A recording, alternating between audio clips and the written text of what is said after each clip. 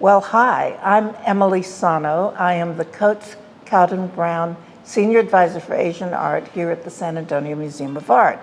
And it gives us great pleasure today to introduce you to the Rakuchu Rakugai screens that are behind us. And with me today is the Professor of Japanese Art at Columbia University, Matthew McKelway.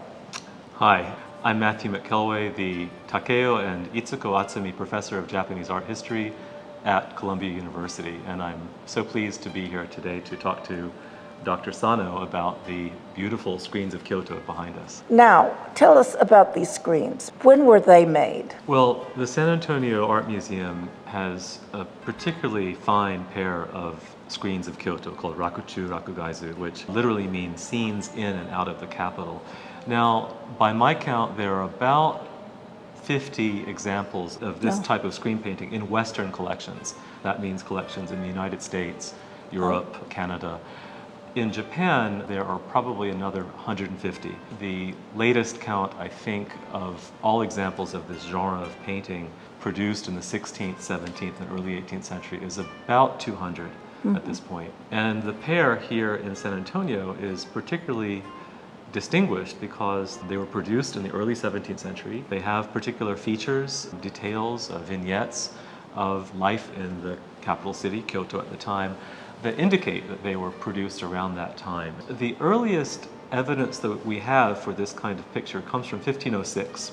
A courtier in Kyoto, who was a distant relative of the emperor, reports in his diary that a warlord from the coast north of Kyoto had recently received or commissioned a pair of screens depicting all of Kyoto, the document says. He says in his diary that this warlord named Asakura Sadakage commissioned the court director of the Imperial Painting Bureau, Tosa Mitsunobu, to produce these screens, and he specifies that they were a new kind of picture at that time. And so most historians of art agree that Tosa Mitsunobu created a new type of image at that point. And that seems to have been the catalyst for other examples of this genre. Now, the oldest extant works that we have of Rakuchu Rakugai screens are the pair in the National Museum of Japanese History. And there are a couple of other pairs produced in the 16th century, and they're all by Kano painters. Now, in terms of why this type of picture became so popular in the 16th and 17th century, Japan, throughout the late 15th, early 16th century, is more or less embroiled in civil war. It's a feudal, I wouldn't call it a feudal system, but the archipelago consists of separate political entities. We call them provinces that are all ruled over by daimyo, these warlords, who were ostensibly loyal to the emperor, who remained in Kyoto the whole time. But they're all vying for political prominence and preeminence. And eventually, as we know, by the end of the 16th century, Japan is unified. And it's through that process that while these warlords are vying for control, Kyoto represents the ultimate prize because, of course, it's where the emperor is. It's the imperial capital. It's the cultural capital of Japan, even into the 19th century, a place where silk is produced, where all kinds of art such as lacquer are perfected.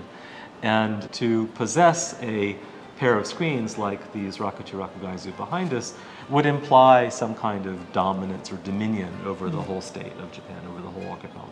So there were lots of, as you said, civil war battles up until this time, but these screens depict a lot of merrymaking, festivals, people dancing in the streets, wearing costumes. Was it purposeful to get away from that idea of warfare and battle and be celebratory? Absolutely, absolutely. And the most fascinating example that we have of this genre is the national treasure, and it's actually there are two that are now designated national treasures in Japan, and they both were produced at moments of particular political tension. But they show a city full of celebration, of life, and it makes life in 16th century Kyoto and early 17th century Kyoto, like the screens here in San Antonio, look like a lot of fun. And I think there's a certain reflection of reality there. I mean, urban life can be quite enjoyable, I think the San Antonio screens were produced after peace is achieved in the early 17th century, after the country is stabilized. I see. But they're ideal depictions. I mean, we don't have gold clouds wafting through our cities, unfortunately. And part of that idealization is to show festivals and annual celebrations, such as rituals at the imperial court, for example. And I think particularly in the second stage of the development of these paintings in the 17th century, when Kyoto becomes something like a tourist center for all of Japan, that these screens would have been a really great souvenir or a gift that someone might purchase during his or their visit to the city and then take back to their domain or to Edo, which is the administrative capital, and then show the city and talk about where they went. In the early 17th century, peace was essentially achieved amongst the provinces, but then there were the ronin, and it takes some time for them to find their place in society. And so there's a certain amount of movement between social status groups where samurai might become craftsmen or artisans. But there are vestiges of some of that internal discord that creeps through the golden clouds of this various screens as well. So what's the main subject matter that's going on here? One of the main themes is the Gion Festival, right? That annual festival that's been happening in Kyoto since the 9th century. It was begun as a way to pacify the malevolent spirits that they believed had caused the festival. And the festival consists of two different parts. And so the first part on the right screen shows this procession of carts, these elaborately festooned carts. In the very first of those carts, there is a long spear-like weapon called a halberd, or naginata in Japanese, at the top of it. And interestingly, the Gion Festival has occurred more or less every year since the 9th century, with some hiatuses. And one of them was during the Onin Civil War. There was a 20-year gap in the late 15th century, and again during World War II, and then again during the first 2 years of the pandemic. They canceled it. In 2022, in the summer, after 2 years of not having the festival, they revived it. And it was very exciting for people in Kyoto and all of Japan. As the festival developed, the apotropaic or protective function seems to have, I wouldn't say declined, but seems to have become de-emphasized. And instead, what we have are these elaborate festival carts that are decorated with these beautiful tapestries and carpets, some of which were actually imported from Europe at the time, also from China, and they represented a kind of exotic decor ornamentation. Many of the floats have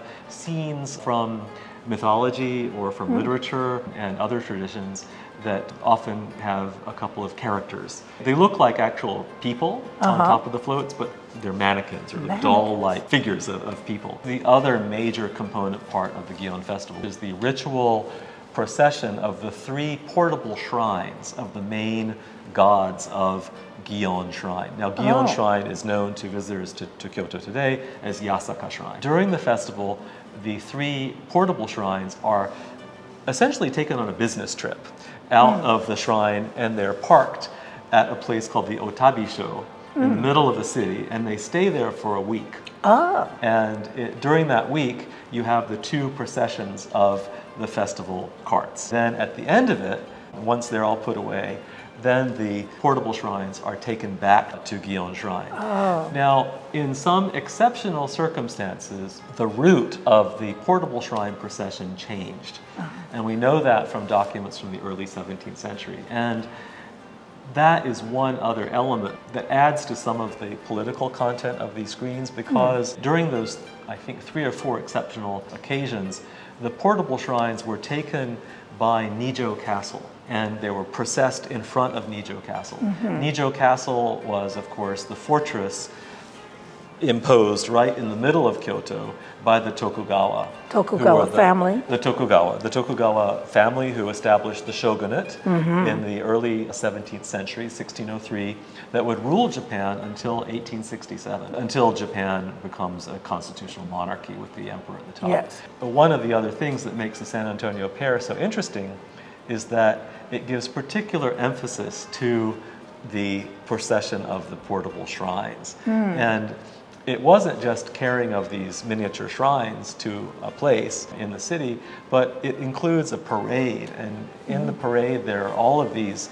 figures, these people dressed as warriors. They have these elaborate costumes with exaggerated, not quivers, but arrow carriers. Oh, yeah. These big balloon-like elements are called horo, and they're an exaggerated form of something called an arrow catcher that was a common part of samurai costume in the medieval period.